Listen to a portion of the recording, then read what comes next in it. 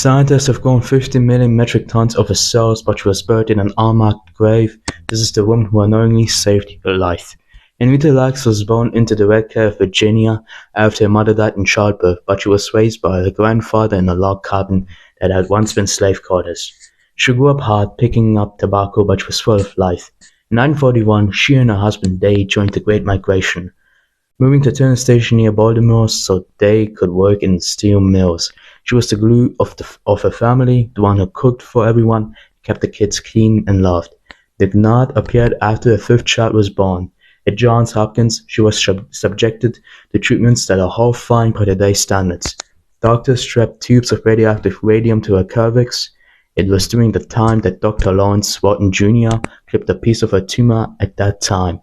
Informed consent wasn't a legal requirement, especially for black patients in segregated wards, and Rita went home to her children unaware that a part of her had stayed behind in a petri dish. While Henrietta's health rapidly declined, her cells were doing something miraculous. Dr. George Gray realized he had found the holy grail of biology. He began shipping HeLa cells to scientists everywhere for free. For the first time, researchers could conduct experiments on human cells without using a living person.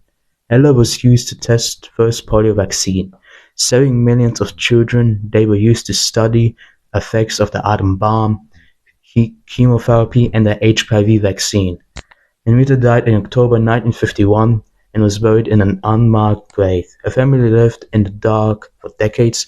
It was until the 1970s when scientists tracked down her children to take blood samples for HeLa research that the family realized Henrietta's cells were being sought and traded globally. They were shocked to learn that while Henrietta's immortality was a billion-dollar industry, they couldn't even afford health insurance. Today, Henrietta Lacks is finally getting her due.